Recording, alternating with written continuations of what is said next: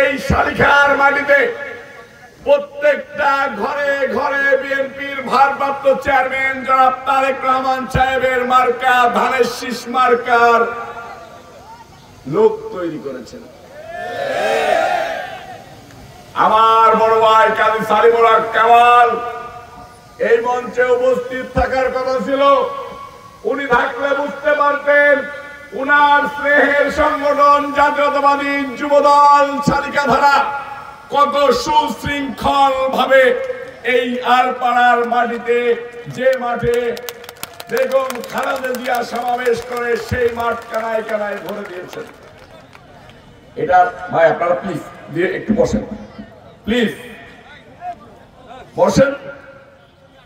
কানায় কানায় ভরে দিয়েছেন। এই প্রোগ্রাম অর্গানাইজ করেছেন শালিকাধারা যুবদলের সংগ্রামী আহ্বায়ক সোহেল মুন্সি এবং সিনিয়র যুগ্ম আহ্বায়ক ভারপ্রাপ্ত সদস্য হিসেবে দায়িত্ব পালন করতেছেন মুস্তাক মুন্সি। তাদের জন্য আমরা একটা হাতে তালি দিই। এই মঞ্চে আমি এসে দেখলাম আমার নাম ব্যানারে রয়েছে প্রধান অতিথি।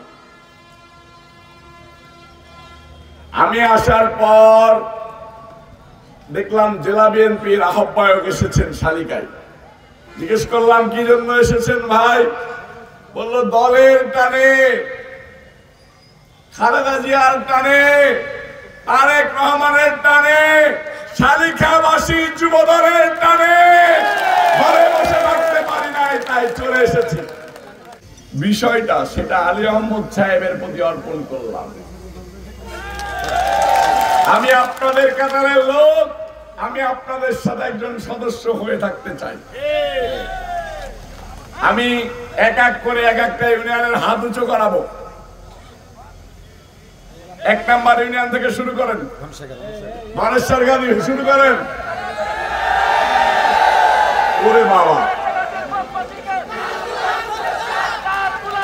এই থামেন, মানেশ্বর গান্ধী এত লোক। বসেন বসেন বসেন। 2 নম্বর ইউনিয়ন তালখড়ি, হাত উঁচু করেন। তালখড়ি